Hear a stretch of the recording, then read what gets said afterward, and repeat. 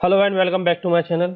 बात करेंगे इस वीडियो में पेटीएम यानी 197 कम्युनिकेशन लिमिटेड के बारे में। और इसका शेयर प्राइस अपने ऑल टाइम हाई से देखा जाए तो बहुत नीचे आ चुका है।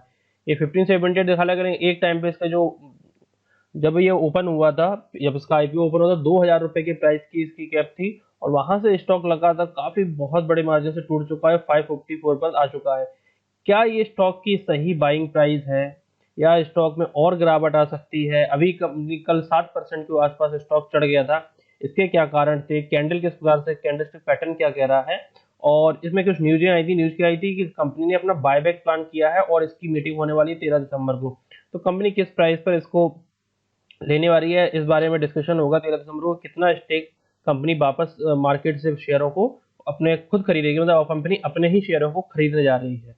और इस प्रकार की न्यूज़ें स्टॉक के लिए कई बार अच्छी न्यूज़ होती है। तो और इसी वजह से क्या हुआ, स्टॉक सीधे 7% के ऊपर चढ़ गया। शुरुआत से ही 7% के आसपास स्टॉक चढ़ा हुआ था। जैसे ये सुबह सुबह न्यूज़ आ गई थी और स्टॉक ने सीधा 7% के आसपास, ऑलमोस्ट 540 के आसपास ओपन हुआ था और वहीं वहीं लगभग क्लोज भी देखने को मिला। थोड़ा सा लो लगाया 530 के आसपास और फिर से स्टॉक 540 तक पहुंच गया।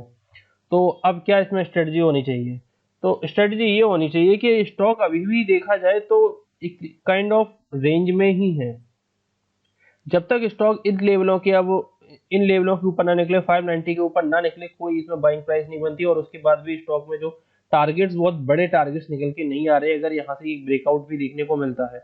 अभी ये स्टॉक ठीक क्लोजिंग हुई है, लेकिन अभी अगर इसके ऊपर निकलता है, स्टॉक 548 के ऊपर की क्लोजिंग देता है, तो इसमें थोड़े से बन सकते हैं, थोड़े से वो छोटे मोटे टारगेट। अगर देखा जाए तो 600 रुपए तक के टारगेट यहाँ से लिए जा सकते हैं, 600 रुपए तक के टारगेट से।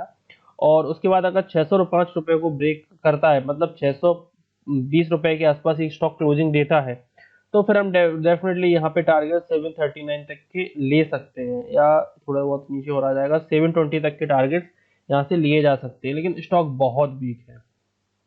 यहाँ से एक चढ़ाई की थी स्टॉक ने, लेकिन यहाँ से एक ब्रेकडाउन दे दिया और उसके बाद कंप्लीटली कंसोलिडेशन पीरियड में ही स्टॉक चला जाता रहा है।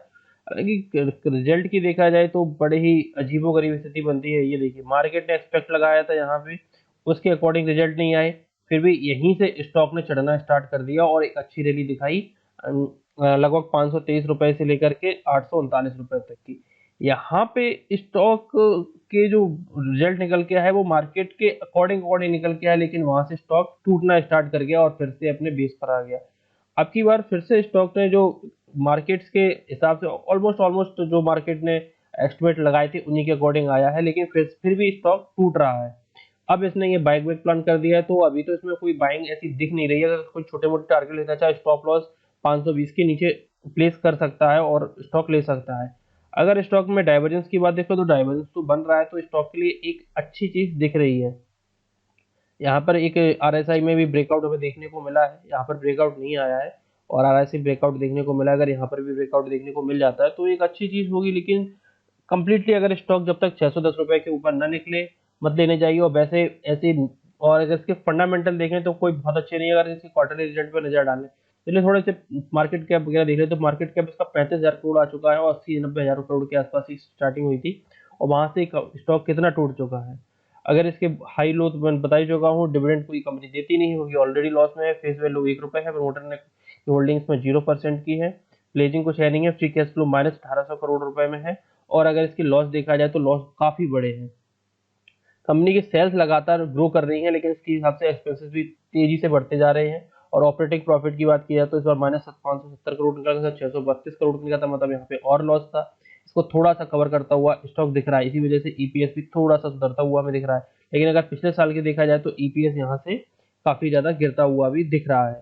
तो ये स्टॉक अभी ऐसा कोई अच्छे मोमेंट हमें, मुझे लगता नहीं कि ये कोई दिखा पाएगा जब तक कि कंपनी प्रॉफिट में नहीं आती है। प्रॉफिट के बाद ही इसके और रिजल्ट वगैरह पे नज़र डाली जाएगी। और लोग इस स्टॉक को कुछ एक्सपर्ट तो यहाँ तक कह रहे हैं कि पेटीएम को 97, मतलब 97 रखा हुआ है तो 97 प्राइस में आसपास एक्यूमुलेट करना चाहिए। तो इस प्रकार की भी खबरें मार्केट में उड़ती रहती हैं। तो अभी टेक्निकल्स पे तो ठीक दिख रहा है, जैसे ट्रेंड लाइन में वापस आ चुका है स्टॉक। अब यहाँ तक अगर इसके ऊपर ब्रेकआउट दे देता है तो छोटे मोटे टारगेट लिए जा सकते हैं, लेकिन स्टॉक को शॉर्ट टर्म में ही रखें। अगर कोई एक्यूमुलेट, किसी को बहुत अच्छा स्टॉक लग रहा हो तो शॉर्ट टर्म में ही एक्यूमुलेट करें, बड़े लॉन्ग टर्म में एक्यूमुलेट ना करें।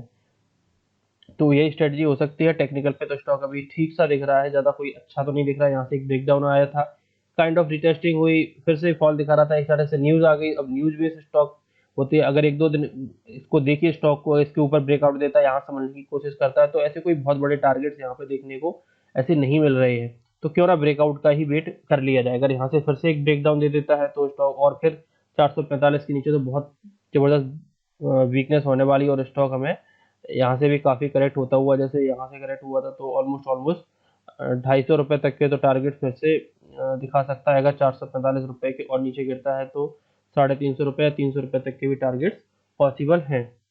तो चलिए फिलहाल इस वीडियो में इतना ही, मिलते हैं अगले वीडियोस में। धन्यवाद।